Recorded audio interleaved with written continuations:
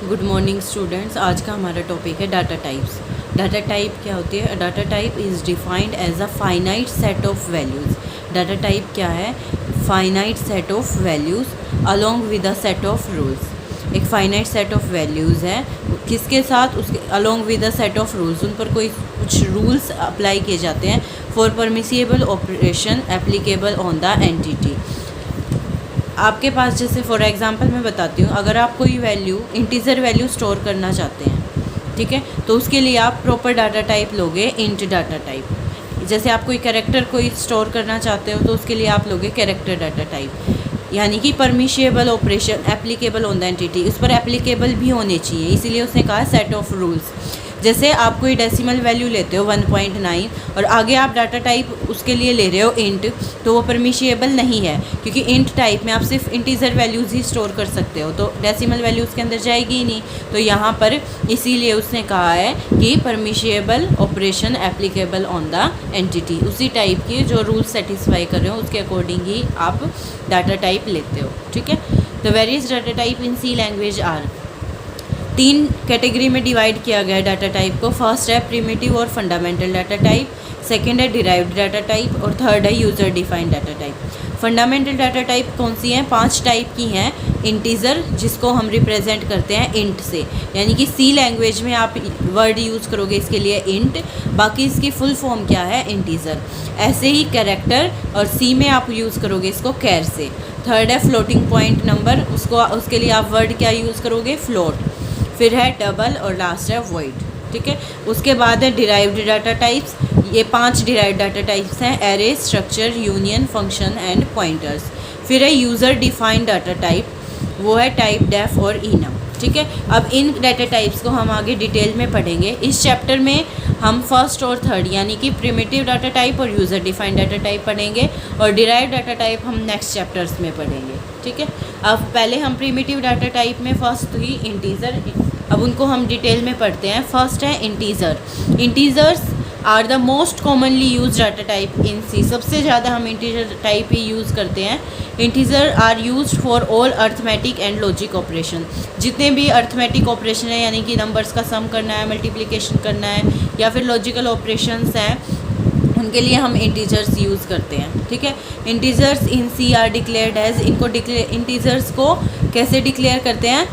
Variables को हम कैसे डिक्लेयर करते हैं आगे आएगा वैसे ये टॉपिक। पहले हम डाटा टाइप लिखते हैं, फिर वेरिएबल का नाम लिखते हैं, और फिर बाद में सेमी कोलन से स्टेटमेंट को टर्मिनेट करते हैं।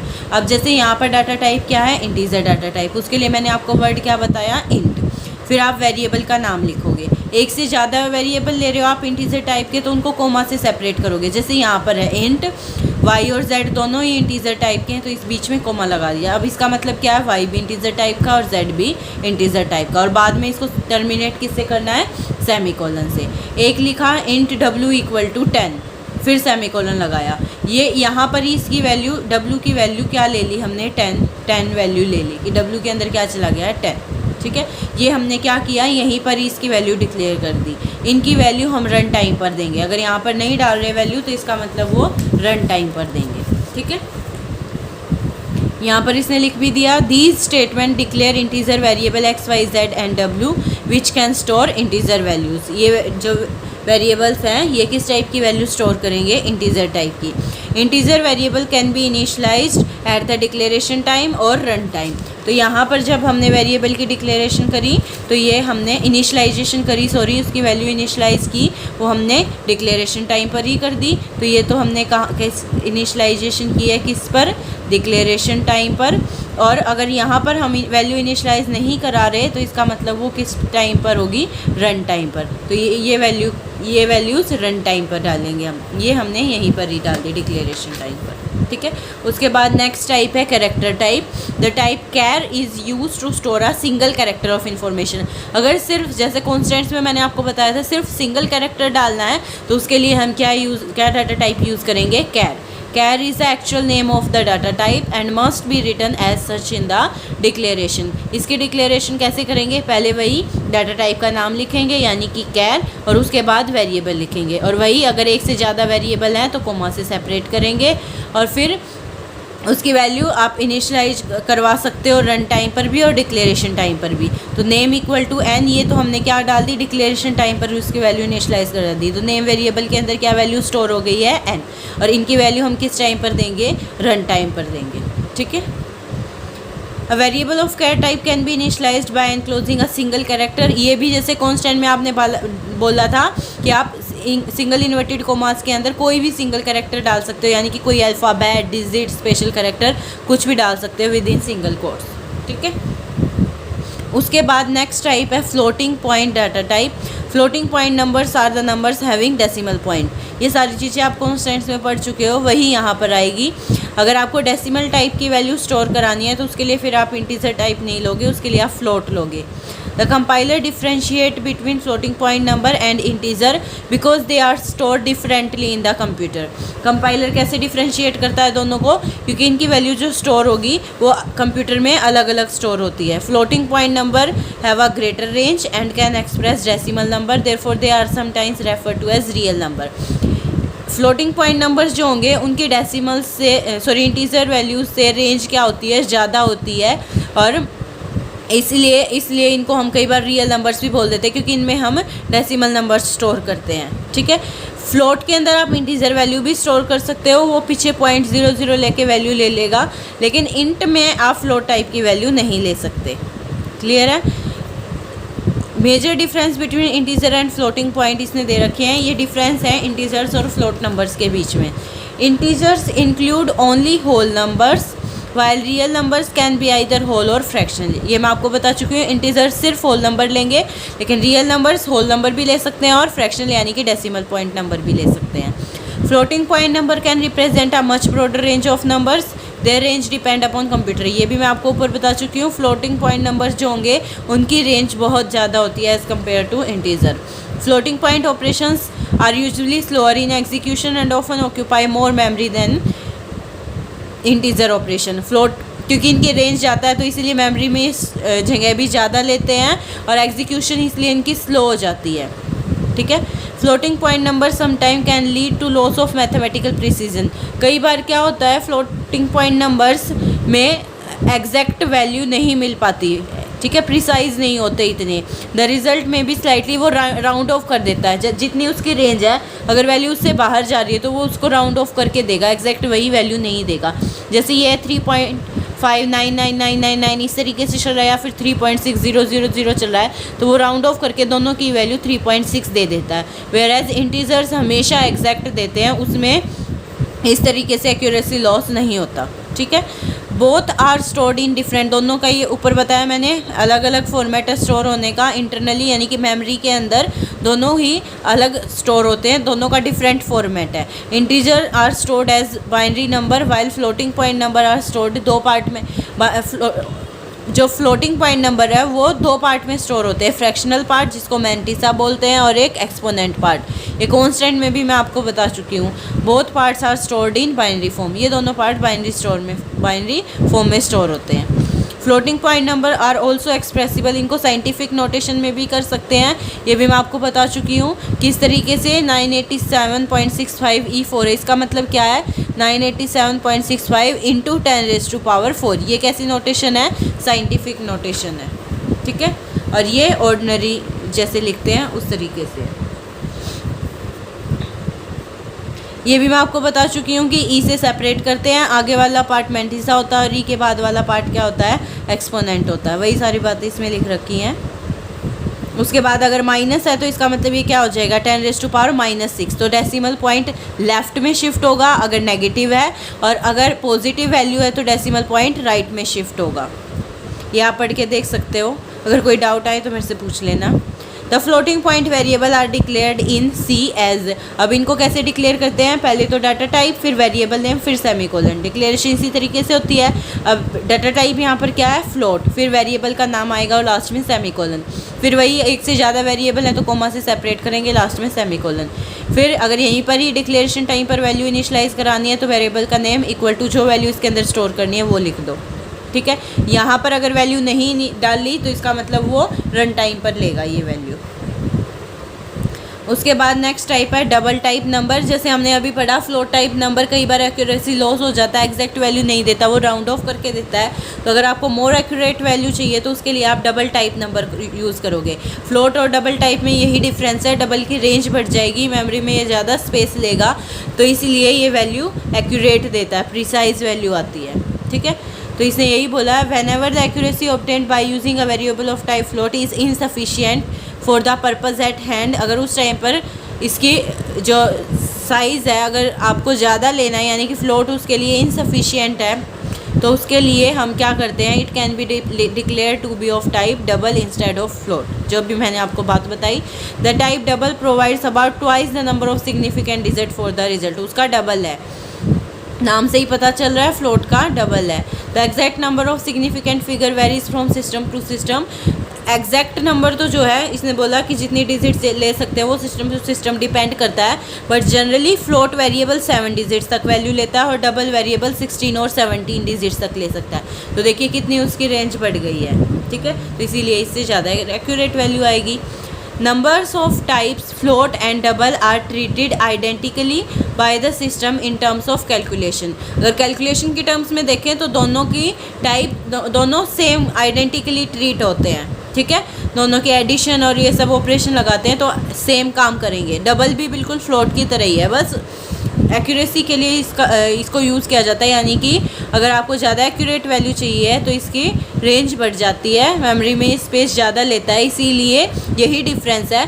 बाकी इसका और उसका फॉर्मेट सेम है। All floating point number are converted into double values automatically whenever they are used in any operation. Using the type float save memory as float variable take up only half much as space as a double। float आधा space लेता है memory में as compare to double. ठीक है, तो इसीलिए अगर आपको पता है कि आपको छोटी वैल्यूज़ ही लेनी है तो आप फ्लोट यूज़ करो, मेमोरी बचेगी उससे। To display a double value the format percentage F is use. अगर आप फ्लोटिंग पॉइंट यानी कि डेसिमल टाइप वैल्यू ले रहे हो तो वहाँ पर आप यूज़ करोगे परसेंटेज एफ। ये आगे मैं बताऊँगी प्रिंट एफ फंक्शन में और स्कैन एफ में डिटेल में, बस ये नोटेशन ध्यान रख लेना। और एक्सपोनेंट के लिए यूज़ करते हैं परसेंटेज ई। ठीक है, दोनों में ही सेम है, ये इसके बारे में हम आगे डिटेल में पढ़ेंगे।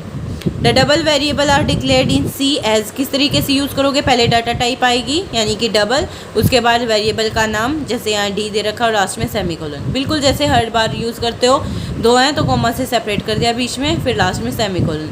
फिर वही यहीं पर वैल्यू इनिशियलाइज करानी है डिक्लेरेशन टाइम पे तो इस तरीके से कराओगे, और नहीं करानी रन टाइम पे करानी है तो उसके लिए आप ऐसे ही छोड़ दोगे। इसका मतलब हम इसकी वैल्यू रन टाइम पर डालेंगे। उसके बाद है void type. Void type is a generic type with no value. Void type का मतलब क्या है कि कोई वैल्यू नहीं है, वॉइड मतलब खाली। ठीक है, जनरली इसको फंक्शंस की टाइप के लिए यूज़ किया जाता है। जैसे आप अभी वेरिएबल्स की डाटा टाइप दे रहे हो, ऐसे ही जब आगे फंक्शंस पढ़ोगे तो फंक्शंस की भी आप टाइप दोगे। ठीक है, तो जनरली जब हम फंक्शंस की टाइप में यूज़ करते हैं ये void data type. The type of a function is set to be void when it does not return any value to the calling function. Functions में क्या होता है, आगे फंक्शंस आप पूरा चैप्टर है डिटेल में पढ़ेंगे, अभी मैं आपको जितना यूज़ हो रहा है वो बता देती हूँ। फंक्शंस में क्या होता है कि आप जिस पर्पज़ के लिए फ़ंक्शन को बना रहे हो उसकी वैल्यू कॉलिंग फंक्शन को, यानी कि जहाँ आपको फंक्शन की ज़रूरत है, जहाँ उसका काम है, जैसे सम फंक्शन बना लिया आपने दो नंबर्स का सम करने के लिए, तो जहाँ भी आपको नंबर्स का सम करना होगा वहाँ पर आप सम फंक्शन को कॉल कर लेते हो। तो क्या होगा, सम फंक्शन कॉल होने से जहाँ आपने फंक्शन डिफ़ाइन किया था वहाँ पहुँच जाएगा, और वहाँ पर वो पूरा प्रोग्राम आपने सम फंक्शन का लिख रखा होगा उसके अंदर, वहाँ पर वो वैल्यू उनकी सम करके आपको वापस रिटर्न कर देगा। ठीक है, तो जैसे अगर इंटीजर्स का सम करे हो तो फंक्शन की टाइप आप इंट दोगे। तो ऐसे कई फंक्शंस हैं जहाँ पर वैल्यू रिटर्न नहीं करनी पड़ती, जैसे आप कोई एज ए मैसेज प्रिंट करा रहे हो, तो इस तरीके से आपको जब कोई वैल्यू रिटर्न नहीं करनी होती तो उस टाइप पर आप टाइप क्या यूज़ करते हो, फंक्शन की वॉइड। ठीक है, तो type of a function is set to be void when it does not return any value to the calling function. अगर कॉलिंग फंक्शन को कोई वैल्यू रिटर्न नहीं करनी होती तो हम वॉइड टाइप यूज़ करते हैं। Void can also play the role of generic type. General हर एक टाइप के लिए ये हर एक का रोल प्ले कर लेता है। That is it can be use to represent any type of standard type. हर एक टाइप को रिप्रेजेंट करता है, int, char, float, double etcetera. ठीक है, ये थी आपकी फंडामेंटल डाटा टाइप्स। उसके बाद अब हम पढ़ेंगे क्वालिफायर्स। ठीक है, क्वालिफायर्स किसके लिए यूज़ किए जाते हैं? Qualifiers are use to extend the range of numbers. Numbers की रेंज को एक्सटेंड करने के लिए क्वालिफायर्स यूज़ किए जाते हैं। The various qualifier associated with int type, जैसे इंटीजर टाइप पढ़ी, ठीक है, अगर आपको इंटीजर की रेंज को एक्सटेंड करना है तो उसके लिए आप क्या यूज़ करोगे? क्वालिफायर्स। तो इंटीजर टाइप के लिए कौन कौन से क्वालिफायर आप यूज़ करते हो, उसके साथ कौन कौन से क्वालिफायर एसोसिएटेड है? वो है अनसाइंड, साइंड, शॉर्ट और लॉन्ग। ठीक है, इंटीजर टाइप आप पॉजिटिव भी ले सकते हो और नेगेटिव भी ले सकते हो। अगर आप साइंड लेते हो तो उसमें दोनों वैल्यूज़ आ जाएंगी, पॉजिटिव भी और नेगेटिव भी, और सिर्फ आपको पॉजिटिव वैल्यूज़ ही लेनी है। जब आप प्रोग्राम बना रहे हो और आपको पहले से ही पता है आपको सारी positive values, positive integer values ही यूज़ होंगी, तो वहाँ पर आप इंट के साथ क्या डाल दोगे? अनसाइंड, यानी कि सिर्फ आप उसमें पॉजिटिव वैल्यू ले सकते हो। शॉर्ट और लॉन्ग आगे अभी डिटेल में पढ़ेंगे, उसको रेंज को एक्सटेंड करने के लिए ही है। ठीक है, the usual memory storage associated with the int number is, usually जो मेमोरी स्टोर होती है, जैसे इंट टाइप डिक्लेयर कर, जब भी आप डाटा टाइप डिक्लेयर कर देते हो वेरिएबल की, वेरिएबल को डिक्लेयर करते ही जो उसकी डाटा टाइप होगी उसके अकॉर्डिंग मेमोरी में उतना ही स्पेस एलोकेट हो जाता है, फिक्स हो जाता है, जहाँ पर जाकर वैल्यू स्टोर होगी। तो अगर आपने इंटीजर टाइप का लिया है तो इंट टाइप देते ही मेमोरी के अंदर जनरली 16 बिट्स ले लेता है, वो 16 बिट्स यानी कि 2 बाइट्स। ठीक है, तो ज़्यादातर 2 बाइट्स वहाँ पर मेमोरी में जगह फिक्स हो जाएगी उसके लिए। The 16 bits can be use to represent positive numbers up to this and negative range up to this. ये रेंज दे रखी है उसने पॉजिटिव और नेगेटिव नंबर्स के लिए। This is the range expressed by signed int. अगर आप सिर्फ इंट लिख रहे हो तो इसका मतलब वो साइंड इंट है, सिंपली इंट नंबर्स। ठीक है, तो साइंड इंट की रेंज ये रहेगी आपकी। Whenever we use the variable which can take positive values, लेकिन अगर आपको पता है कि सिर्फ पॉजिटिव वैल्यूज़ लेनी है आपको only, then we can extend the range of int by using qualifier unsigned। तो आप उसके अंदर अनसाइंड डाल दो, तो क्या होगा? जो नेगेटिव नंबर्स की रेंज है वो भी पॉजिटिव में ही कन्वर्ट हो जाएगी, तो उसकी रेंज डबल हो जाएगी, रेंज एक्सटेंड हो जाएगी। ठीक है, तो इसीलिए ही हमें अगर पता है कि हमें सिर्फ पॉजिटिव इंटीजर वैल्यूज़ लेनी है तो इंट के आगे आप क्या क्वालिफायर यूज़ करेंगे? अनसाइंड, ताकि उसकी रेंज क्या हो जाए? एक्सटेंड हो जाए, बढ़ जाए। ठीक है, और लेकिन अगर आपको दोनों टाइप की वैल्यूज़ लेनी है तो आप या तो साइंड इंट लिख दो या सिर्फ इंट लिख दो। इंट का मतलब भी यही है साइंड इंट, तो उसमें आप दोनों वैल्यूज़ ले सकते हो। Therefore, for numbers involving both positive and negative numbers, we use signed int, and for numbers involving only positive numbers, the range is doubled using unsigned int। अगर आपको दोनों टाइप के नंबर लेने हैं, पॉजिटिव और नेगेटिव, तो आप signed int use करोगे, लेकिन सिर्फ आपको पॉजिटिव नंबर लेने हैं तो उसके लिए आप अनसाइंड इंट यूज़ करो ताकि उसकी रेंज डबल हो जाए। ठीक है, on virtually every computer type int is synonym with either long int और शॉर्ट इंट। अब हम आ गए हैं लॉन्ग इंट और शॉर्ट इंट। ठीक है, 4 क्वालिफायर आपने पढ़े थे ना इंट के लिए, साइंड, अनसाइंड, ये तो आप पढ़ चुके हो। अब है शॉर्ट और long. On many computer if the qualifier long is placed before the int declaration, int के आगे अगर आप लॉन्ग लगा देते हो तो range of associated variable is extended, तो उसकी रेंज क्या हो जाएगी? बढ़ जाएगी। The long int numbers can be displayed by changing the conversion specified in the printf control string. ये आप आगे पढ़ोगे। जैसे अगर आप इंटीजर्स यूज़ करते हो तो उसके लिए आप परसेंटेज डी यूज़ करते हो, लेकिन अगर आप लॉन्ग इंट यूज़ करोगे तो वो परसेंटेज डी की बजाय आप परसेंटेज एल डी यूज़ करोगे। ठीक है, कई compiler percentage capital L D से भी एक्सेप्ट कर लेते हैं, लेकिन आप यूज़ करना स्मॉल एल और डी। क्वालिफायर्स वैसे हम जनरली प्रैक्टिकल पर्पज़ में बहुत कम यूज़ करते हैं, हमें ज़रूरत नहीं पड़ती जो प्रोग्राम्स हम पढ़ते हैं उसके लिए। बाकी इसको हम डिटेल में आगे जब आप प्रिंट एफ फंक्शंस और स्कैन एफ फंक्शंस पढ़ेंगे तब आप डिटेल में पढ़ेंगे। Similarly to long integer we can declare integer as short और शॉर्ट इंट। जैसे लॉन्ग के लिए पढ़ा ऐसे शॉर्ट इंट भी यूज़ कर देते हैं। शॉर्ट में वो उसको कम कर देगा, लॉन्ग में जैसे एक्सटेंड कर रहा है शॉर्ट में घटा देगा। This declaration to save memory because short integer take less memory than long ones. Short integer long integers के कंपैरिजन में मेमोरी कम लेते हैं। ठीक है, तो ये मेमोरी सेव करता है। Drawback is that allowable range of values is reduced. वो तो घट ही जाएगी, जब मेमोरी कम ले रहा है तो इसका मतलब उसकी रेंज भी क्या हो जाएगी? घट जाएगी, तो इसका एक ड्रॉबैक है। So short int variable should be use only when a range of numbers is being used. अगर आपको पता है कि स्मॉल रेंज आपको यूज़ करनी है इंटीजर्स की, यानी कि बिल्कुल छोटे नंबर्स आपको यूज़ करने हैं, तो ही आप शॉर्ट इंट यूज़ करो, अदरवाइज ना करो। ठीक है, In the preceding case, we can drop the word int without any loss of meaning since by default variable is assumed to be integer. अगर आप क्वालिफायर यूज़ कर रहे हो, ठीक है, और उसके आगे साथ आप इंटीजर वर्ड स्किप भी कर सकते हो, उससे उसका मीनिंग नहीं जाएगा, यानी कि वो ऑटोमेटिकली उसको इंटीजर बाय डिफ़ॉल्ट वो उसको इंटीजर टाइप ही लेगा। जैसे लॉन्ग एक्स लिख दिया तो कंपाइलर अपने आप समझ जाएगा कि ये लॉन्ग इंट एक्स है, ठीक है। अनसाइंड वाई, इसका मतलब ये अनसाइंड इंट वाई है। अनसाइंड शॉर्ट, इसका मतलब ये अनसाइंड शॉर्ट इंट है। आई बात समझ में। क्वालिफायर हमेशा आप आगे लिखोगे डाटा टाइप के। पहले आपने इतना तो पढ़ा ही था कि आप डाटा टाइप लिखते हो, फिर वेरिएबल का नाम लिखते हो, फिर सेमीकोलन लिखते हो, लेकिन अगर क्वालिफायर भी यूज़ करें तो उसको डाटा टाइप के भी आगे यूज़ करोगे। पहले क्वालिफायर आएगा, फिर डाटा टाइप, फिर वेरिएबल नेम और फिर सेमीकोलन, ठीक है। जो अब अभी तक हमने सारा इंटीजर टाइप्स पर ही पढ़ा है क्वालिफायर, अब हम कैर पर पढ़ेंगे। तो इसने कहा क्वालिफायर साइंड और अनसाइंड में ऑल्सो भी अप्लाई टू कैरेक्टर्स।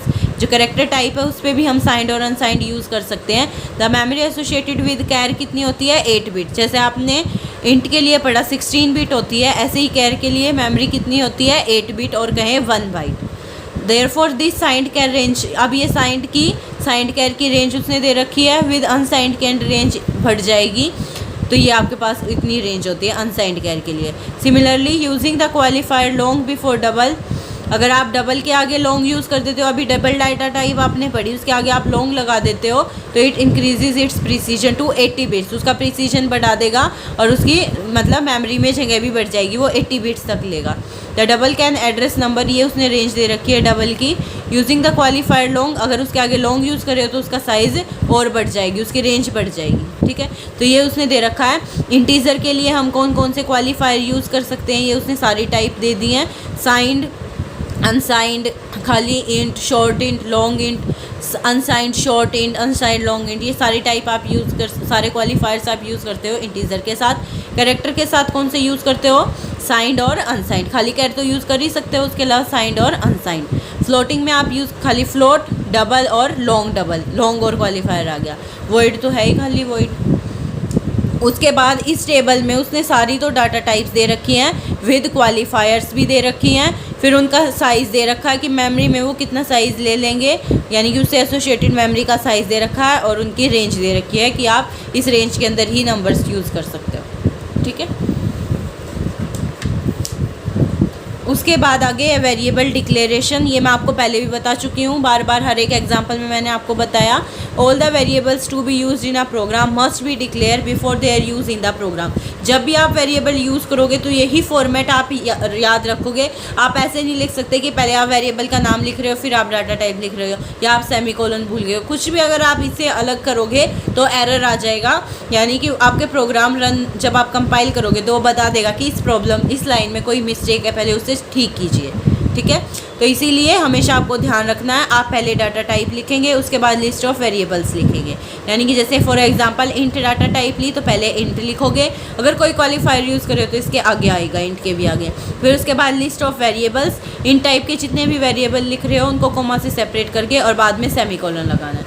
जैसे फ्लोट टाइप लिखी, फ्लोट टाइप का जेड वेरिएबल लिया, लास्ट में क्या लगा दिया? Comma, sorry semicolon. तो यहाँ पर एक्स और वाई वेरिएबल आपको पता चल रहा है किस टाइप के हैं, इंटीजर टाइप के हैं, और जेड वेरिएबल किस टाइप का है? फ्लोट टाइप का है, ठीक है। उसके बाद नेक्स्ट टॉपिक है assignment statement. Assignment statement is one of the basic building block of C. It is use to assign a value to a variable और आइडेंटिफायर। अगर आपको किसी वेरिएबल को या किसी आइडेंटिफायर को वैल्यू स्टोर करानी है तो उसके लिए आप क्या यूज़ करते हो? Assignment statement. जैसे आपने पीछे एग्जाम्पल पढ़े थे, आप डिक्लेरेशन टाइम पर ही वैल्यू इनिशलाइज करा रहे थे, तो उसके लिए आप क्या यूज़ कर रहे थे? असाइनमेंट स्टेटमेंट का। फॉर एग्जांपल जैसे यही है float z equal to this, तो इसका मतलब ये असाइनमेंट स्टेटमेंट है, z के अंदर ये वैल्यू असाइन हो गई है, ठीक है। तो ये हमने डिक्लेरेशन टाइम पर ही वैल्यू असाइन करा दी थी।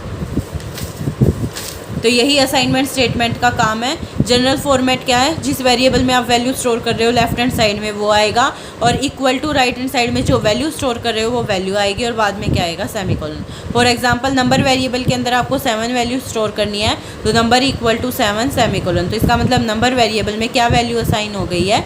7 वैल्यू असाइन हो गई है, ठीक है।